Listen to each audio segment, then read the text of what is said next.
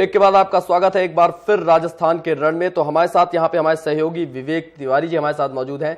जी विवेक जी, तो बताएं, तो राजस्थान में जिस तरह से सुबह 8 बजे से मतदान शुरू हो गया है, यहाँ पे 200 सीटों में से 199 सीटों पे मतदान शुरू कर दिया गया है और चुरू पे यहाँ पे मतदान 13 दिसंबर को किया जाएगा। तो आप क्या लगता है आपको, किस तरह से वोटिंग यहाँ पे की जा रही है? गोविंद, अभी तो ये शुरुआत है, लगातार बढ़ेगी, वोटिंग का प्रतिशत लगातार बढ़ेगा, लोग घर से बाहर निकलेंगे और अपने जो मतदान का प्रयोग करेंगे, अपने हक की लड़ाई के लिए मतदान करेंगे और एक अच्छी सरकार को देंगे। यहाँ पर राजस्थान की जनता जानती है कि उसको क्या करना है और इसलिए लगातार प्रतिशत बढ़ेगा, लगातार आगे कहानी बढ़ेगी और इस कहानी में एक अच्छे परिणाम निकल के सामने आएंगे। गोविंद जी, तो चुनाव आयोग द्वारा यहाँ पे निष्पक्ष और शांतिपूर्ण मतदान कराए जाने के लिए सभी से मांग की गई है, सभी मतदाताओं को शांतिपूर्ण मतदान करने के लिए किया गया है। इसके लिए पूरी तरह से सुरक्षा व्यवस्था पुख्ता की गई है। तो क्या कहेंगे आप इस पर? देखिए, सुरक्षा व्यवस्था तो पुख्ता की गई थी गोविंद, लेकिन आप देखिए ना, अभी 3 खबरें हमारे सामने आई हैं। जयपुर जैसे अंधेरा, जयपुर में अंधेरा छाया हुआ है। उसके बाद अलग की बात की जाए, दौसा की अगर बात की जाए तो वहां पर भी कहीं बूथ कैप्चरिंग की खबर आ रही, कहीं ऐसी खबर आ रही है। तो कहीं ना कहीं खामियां तो यहाँ पर निकल के आ रही है ना प्रशासन की। गोविंद जी, तो पूरी तरह से चुनाव आयोग यहाँ पे पुख्ता इंतजाम किए गए हैं चुनाव आयोग के द्वारा। ये तो बहुत ही छोटी खबरें हैं, बहुत बड़ी खबरें हमको देखने को नहीं मिल रही हैं यहाँ पे। तो क्या लगता है आपको, चुनाव आयोग ने यहाँ पे पूरी तरह से व्यवस्था पुख्ता की है? देखिए, छोटी छोटी ये जो खबर है यही बड़ी बनती है। आपको याद होना चाहिए, अगर बूथ कैप्चरिंग कोशिश की जाएगी तो उस बूथ में असर क्या होता है, मतदाताओं में जो नकारात्मक जो रुझान जाता है, उसके बाद जो मतदाता वहां पर जाना बंद कर देते हैं, वहां पर संख्या कम नजर आने लगती है, वही खबर जैसे ही हाईलाइट होती है ये दिक्कतें करती हैं। तो ऐसी व्यवस्थाएं कोशिश की जाती है प्रशासन की कि सब कुछ ठीक चल रहा है, लेकिन जब ये अटपटा चीजें निकल जाती है तो कहीं नहीं मतदाताओं में रुझान तो कम होता है। गोविंद, तो ये इनको हम हल्के में नहीं ले सकते, ये बड़ी खबरें हैं और इन खबरों पर संज्ञान लेना चाहिए प्रशासन को कि अगले समय पे ये ना हो। जी, तो यहाँ राजस्थान में चुनाव में दागी भी बहुत देखने को मिल रहे हैं। दागियों ने भी यहाँ पे पूरी तरह से संघर्ष भरा माहौल बना दिया है यहाँ पे। तो आप क्या कहेंगे दागी नेताओं पर? देखिए, दागी और बागी सबसे ज्यादा यहाँ पर गेम चेंजर की भूमिका में यहाँ दागी और बागी हैं। हर पार्टियों में दर्जनों की संख्या में, सैकड़ों की संख्या में, अगर सैकड़े कहा जाए तो कम नहीं होगा, बगावत पे उतारू हैं और बगावत पे काम कर रहे हैं वहां पर। तो ये बागी और जो दागी हैं वो दिक्कतें पैदा कर रहे हैं दोनों पार्टियों के लिए। बगावत तो सबसे ज्यादा दिक्कत कर रही है राजस्थान के चुनाव में इस बार। गोविंद जी, तो जिस तरह से राजस्थान में लगातार बदलाव होता आया है, वसुंधरा राजे सिंधिया पूर्व मुख्यमंत्री रही हैं, तो इस पिछली बार गहलोत जी यहाँ पे मुख्यमंत्री अभी भी हैं। तो आप क्या कहेंगे, इस बार किसकी सरकार बनेगी? देखिए, सरकार का निर्णय तो 8 तारीख को होगा, लेकिन जिस तरह से दोनों ही पार्टियों ने ताकत झोंकी थी उससे हम कह सकते हैं कि कांटे की टक्कर है। दोनों ही पार्टियों पर रुझान नजर आया है। ये दूसरी बात है कि यहाँ पर बीजेपी उन चीजों को नहीं भुना पाई है जो भुनाना चाहिए था। कांग्रेस की उन नीतियों को सामने नहीं ला पाई है जो गलत नीतियां थी। कोशिश बीजेपी ने पूरी की है, जीत के लिए पूरी ताकत लगाई है, स्टार प्रचारक थामे है, लेकिन आखिरी जो कमान है वो तो जनता के हाथ में है और जनता ईवीएम में प्रयोग कर रही है, पूरी ताकत लगा रही है, अपने मतदान का प्रयोग कर रही है। किस्मत तो धीरे धीरे कैद होती जा रही है। दोनों ही मुख्यमंत्री बनने की चाह रख रहे हैं। जी, तो स्टार प्रचारकों की किस तरह से आप भूमिका मानते हैं यहाँ पे, जिस तरह से स्टार प्रचारकों ने यहाँ पे भूमिका निभाई है, रैलियां की है, तो आपको क्या लगता है? देखिए, स्टार प्रचारकों की तो हरदम धूम रहती है। पहली बार चुनाव में नहीं है कि स्टार प्रचारक नहीं आ रहे हैं, लेकिन इसका असर सीधा जनता पे पड़ता है। भीड़ को देखकर हम यह नहीं कह सकते कि ये हमारे वोटर हैं, लेकिन नरेंद्र मोदी ने जिस तरह से कांग्रेस की धज्जियां यहाँ पे बड़ी खबर आ रही है रायसिंह नगर से, जहां पे राजस्थान के रायसिंह नगर से, जहां पे यहाँ पे जमींदार पार्टी के द्वारा एक लुभावना वादा एक अखबार में छापा गया है। आचार संहिता का पूरी तरह से उल्लंघन किया गया है। यहाँ पे वकील के द्वारा चुनाव आयोग से शिकायत भी की गई है। तो बड़ी खबर आ रही है रायसिंह नगर के जमींदारा पार्टी के द्वारा यहाँ पे एक दैनिक अखबार में प्रलोभन भरा विज्ञापन निकाला गया है। बिल्कुल, तो घर घर जाके मतदाताओं को रिझाने के बाद अब दैनिक अखबार में विज्ञापन निकाला जाता है रिझाने का। आचार संहिता का खुलेआम उल्लंघन सामने आ रहा है जमींदारा पार्टी के द्वारा। राम सिंह नगर की एक खबर है। जी, यहाँ पे संवाददाता हमारे साथ रायसिंह नगर से राकेश गोयल जी हमारे साथ जुड़ चुके हैं। जी राकेश, तो बताएं किस तरह से यहाँ पे दैनिक अखबार में, जिस तरह से आज चुनाव है, तो कैसे ये अखबार में छापा गया विज्ञापन?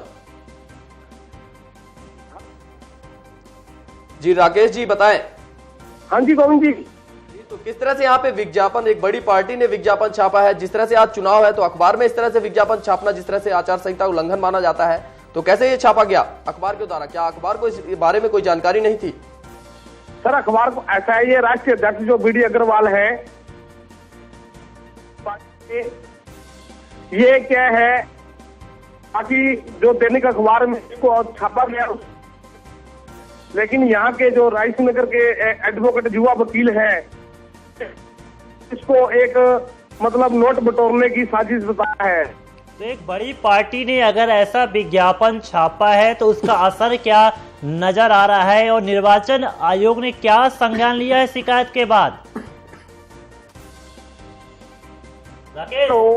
राकेश, निर्वाचन आयोग ने क्या संज्ञान लिया है ये विज्ञापन छपने के बाद? सर अभी ऐसा है, अभी उन्होंने निर्वाचन आयोग को लिखित में शिकायत भेजी है। अभी निर्वाचन आयोग का अभी उनसे बातचीत हो नहीं पाई है, भी उन्होंने इस पर क्या संज्ञान लिया है। लेकिन ये निश्चित विज्ञापन में है, उस विज्ञापन में क्या क्या चीजें छापी गई हैं? क्या वो आचार संहिता का उल्लंघन करती हैं? क्या प्रलोभन दिया गया है उस पार्टी द्वारा? विज्ञापन में सर उसमें ये दिखाया गया है भी अगर 5वीं से लेकर 8वीं तक के बच्चों को अगर वो नौकरी देंगे, और उसके अंदर 12,000 कुछ का वो दिया गया है, जो मैंने आपको भेजा भी है, डिटेल भी भेजी हुई है। हम आपको रोकना चाहेंगे जी। तो तमाम जानकारी के लिए राकेश जी आपको बहुत बहुत धन्यवाद। तो बड़ी खबर यहाँ से रायसिंह नगर से आ रही थी, तो आप क्या कहेंगे इस पर? जिस तरह से एक बड़ी पार्टी ने यहाँ पे प्रलोभन भरे विज्ञापन दिए हैं, तो चुनाव आयोग की इस पर कैसी नजर रही होगी? तो आप क्या कहेंगे? प्रलोभन देने की बात नहीं है। अगर आप कुछ जनता के लिए करना चाहते हैं गोविंद, तो एक घोषणा पत्र होता है, घोषणा पत्र में सभी चीजें सामने रखी जाती हैं। अब आखिरी वक्त में जिस दिन वोट डलने हो उस दिन अगर आप विज्ञापन छापते हैं तो काफी दिक्कतों का सामना करना पड़ सकता है उस पार्टी को जिसने ऐसा कृत्य किया है। साथ में जिस अखबार ने वो विज्ञापन छापा है वो भी जो गाइडलाइन बनाई गई है, मीडिया जो गाइडलाइन बनाई गई है उसका वो उल्लंघन करते तो उनपे भी कार्रवाई हो सकती है। गोविंद जी, तो चुनाव आयोग यहाँ पे तुरंत निर्णय ले सकता है क्या?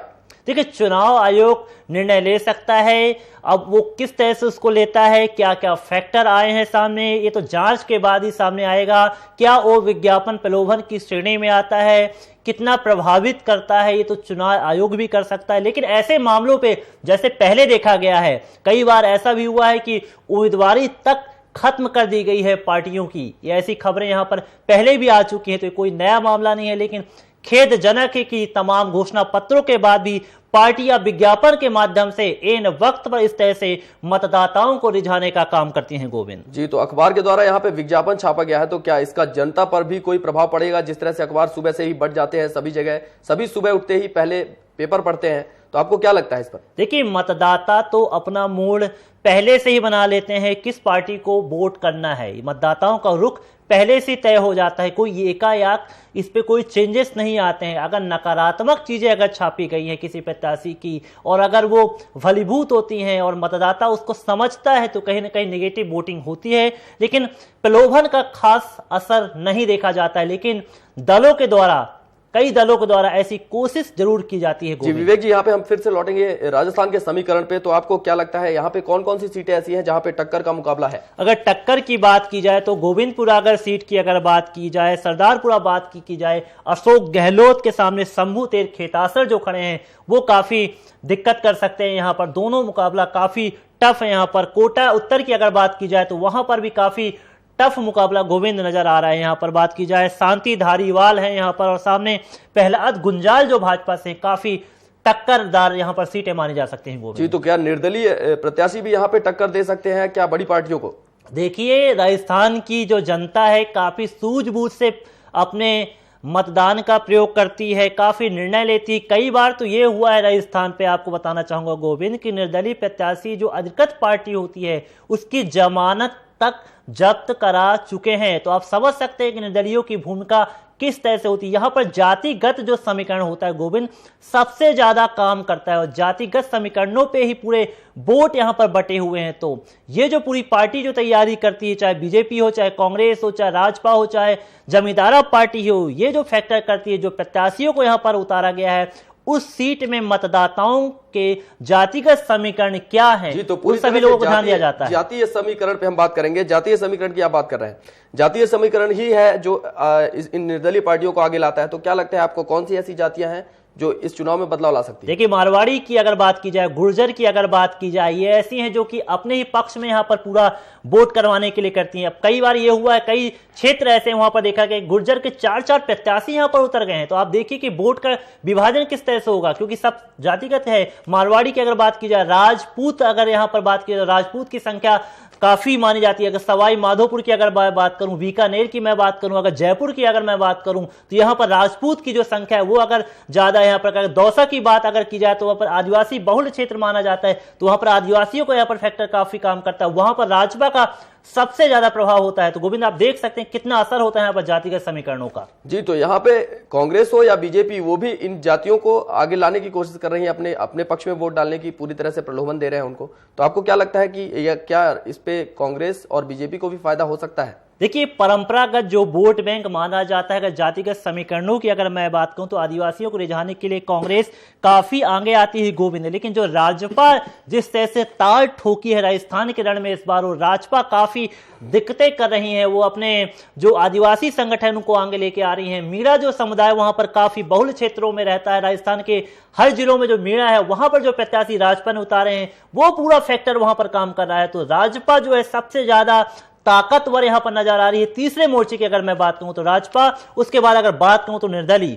तो कांग्रेस और बीजेपी के बीच में राजपा जो टक्कर दे रही है और जिस तरह से वोट प्रतिशत बढ़ रहा है वहां पर, तो कहीं ना कहीं ये असर गोविंद जरूर निकल के सामने आएगा। जी, तो विवेक जी, यहाँ पे घोषणा पत्र जो कांग्रेस के द्वारा जारी किया गया है, तो पूरी तरह से बीजेपी और घोषणा पत्र और इसका कांग्रेस का घोषणा पत्र का बराबर मेल खा रहा है। और पिछली बार की तुलना की जाए तो कांग्रेस का घोषणा पत्र पूरी तरह से वही है, पूरी तरह से। तो आप क्या कहेंगे इस पर? देखिए, कांग्रेस की अगर बात की जाए तो कांग्रेस कॉन्फिडेंस में है, कांग्रेस विश्वास करती है। उसको लगता है कि हमने जो पिछले 5 सालों में जो हमने नीतियां बनाई थी, जनता उन पर विश्वास करती है। हमने मुफ्त दवाइयों की जो स्कीम बनाई थी उसका काफी असर हुआ है। हमने शिक्षा नीतियां जो बनाई थी काफी असर हुआ है। और नेता लगातार दावा करते हैं, काफी जो मुद्दा बना विकास में, ये मुफ्त दवाइयां देने का जो मुद्दा बना है, यहां तक कि बीजेपी ने यह तक बयान दिया था कि ये दवाइयां नहीं जहर है। तो ये काफी आलोचना का सामना भी करना पड़ा था। कहते हैं कि अस्पतालों में यहां पर डॉक्टर नहीं रहते हैं, लेकिन कांग्रेस कहती है कि हमने जो मुफ्त दवाइयों की बात की है, स्वास्थ्य के क्षेत्र में, हेल्थ के क्षेत्र में हम सबसे आगे बढ़े। उसके बाद हम शिक्षा के क्षेत्र में भी हमने सबसे ज्यादा मेहनत की है। तो बीजेपी इनका जो डिफेंस करना चाहिए, योजनाओं का डिफेंस नहीं कर पाई है, तो काट यहां पर तैयार नहीं हो पा रही। ये दिक्कतों का सबब बनता जा रहा है बीजेपी के लिए यहां पर राजस्थान के रण पे गोविंद। जी विवेक, तो यहाँ पे अभी तो विधानसभा चुनाव है, तो लोकसभा की तैयारी भी कांग्रेस और बीजेपी के द्वारा लगातार इन स्टार प्रचारकों के द्वारा की गई है, चाहे वो नरेंद्र मोदी हो या सोनिया गांधी या राहुल गांधी। हर तरह से यहाँ पे लोकसभा चुनाव के लिए भी तैयारियां की गई हैं। क्या कहेंगे आप इस पर? गोविंद, सत्ता का इस सेमीफाइनल है और सत्ता के सेमीफाइनल की अगर बात की जाए तो आगे फाइनल लोकसभा चुनाव, तो यहां पर पूरा ये फैक्टर बीजेपी को अगर लगता है कि अगर हमें 5 विधानसभा चुनाव की, अगर 4 विधानसभा की अब में अगर हम जीत दर्ज करते हैं तो लोकसभा में उनकी राह आसान हो जाएगी। उनको यह भी पता चल जाएगा कि जो हम पीएम कैंडिडेट के रूप में जो हमने नरेंद्र मोदी को उतार के रखा है उनका कहीं ना कहीं असर दिख रहा है। हालांकि असर इतना ज्यादा मुझे नजर नहीं आता है, क्योंकि अगर राजस्थान की अगर बात की जाए तो वसुंधरा का वहां पर जादू चलता ही है। अगर एमपी की बात कहूं तो वहां पर सबसे ज्यादा जो वोट जो मिल रहे हैं यहाँ पर बीजेपी को, वो शिवराज की छवि कांड मिल रहे हैं। अगर छत्तीसगढ़ की अगर हम बात करें तो वहां रमन सिंह है। और दिल्ली की अगर बात की जाए तो दिल्ली में मुकाबला तो बिल्कुल भटक गया है। बिल्कुल कांग्रेस की वहां पर हालत पतली हो चुकी है, बीजेपी गदगद हो रही है जिस तरह से नरेंद्र मोदी प्रचार प्रसार कर। तीसरी जो पार्टी आप पार्टी ने जहां पर बिगाड़ दिया है गणित, तो सभी पार्टियां चाहती हैं जीत के लिए, लेकिन सबसे ज्यादा ताकत जो यहां पर लगा रही बीजेपी लगा रही है, पूरी कोशिश कर रही है सत्ता में वापसी के लिए। उनके नेता उत्साह से लबालेब है। उनको लगता है कि नरेंद्र मोदी बिल्कुल जादू की छड़ी उनके पास है, वो घुमाएंगे और हम सीटें जीत जाएंगे। तो लबालेब है यहां पर पूरी तरह से उत्साह में बीजेपी। जी, तो मध्य प्रदेश हो या छत्तीसगढ़, मध्य प्रदेश में जिस तरह से शिवराज सिंह चौहान और छत्तीसगढ़ में रमन सिंह का फैक्टर था, तो क्या लगता है आपको कि आगे आने वाले चुनावों में किस तरह का समीकरण बन सकता है? देखिए, बीजेपी जो भी मुख्यमंत्री को सामने ला के रखती है, कहीं ना कहीं वो पहले भी मुख्यमंत्री रह चुके हैं और उनको लगता है कि ये सत्ता में वापसी कर सकते हैं। देखिए, राजस्थान की अगर हम बात करें तो वहां पर तो पलटवार होता है, हर 5 साल में वहां पर सत्ता बदलती रही है। अशोक गहलोत पहले भी मुख्यमंत्री रह चुके हैं, वसुंधरा पहले भी मुख्यमंत्री रह चुके हैं, लेकिन यहां पर फिर उनकी चाहे मुख्यमंत्री बनने की। अगर मैं छत्तीसगढ़ की अगर बात करूं तो रमन सिंह का कार्यकाल वहां पर अच्छा गया है। हालांकि वहां पर कुछ आरोप लगे हैं और दरभा नक्सली हमले के बाद तो उन पर आलोचनाओं कबीर को ढेर लग गया, आलोचना बढ़ गई है, लेकिन इन सब चीजों से वो कहते हैं कि हमने विकास किया और जनता भी देखती है कि विकास अगर हुआ है तो हमको आगे बढ़ना है। तो ये विकास के बलबूते पर बीजेपी कहती है, लेकिन आलोचना करने से भी कांग्रेस के पीछे नहीं हटती है, तो विकास के दावे करती है। डिफेंस है, आक्रामक मूड जो बीजेपी के यहां पर नजर आ रहा है वो कहीं ना कहीं कांग्रेस के लिए 4 राज्यों में मुसीबत ला दिया है यहां पर। लेकिन अभी कुछ भी हम नहीं कह सकते हैं, डिसीजन पे हम नहीं पहुंच सकते हैं, क्योंकि 8 तारीख को अंतिम निर्णय होगा। जी, तो निर्णय तो 8 तारीख को होना है, चुनाव परिणाम तो 8 तारीख को 5 राज्यों के निकलने हैं। हम आपसे बात करना चाहेंगे राजस्थान की, जहां पे गहलोत सरकार है।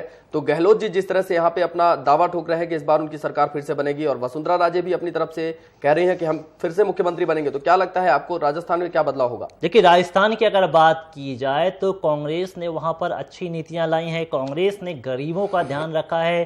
केंद्र की अगर बात की जाए तो केंद्र भी फूड सिक्योरिटी जो बिल है वो सबसे पहले उन्होंने राजस्थान पे ही लागू किया, जहां पर उनकी सरकार उन्होंने आगे लिया। तो केंद्र का एक अलग प्रभाव दिखता है, हर जगह अलग है केंद्र का प्रभाव, लेकिन अशोक गहलोत के इतनी ज्यादा व्यक्तिगत रूप से उनपे कोई आरोप नहीं लगे हैं, तो अशोक गहलोत की छवि वहां पर अच्छी। हालांकि उनके मंत्रियों पर काफी दागी मंत्री नाम आए हैं, काफी दागदार मंत्री वहां पर आए हैं, लेकिन मुकाबला तो वहां टक्कर का है। गोविंद जी विवेक, तो राजस्थान के रण में हम लगातार चर्चाएं जारी रखेंगे, तो यहां वक्त है एक छोटे से ब्रेक का, जल्द लौटेंगे राजस्थान के रण में।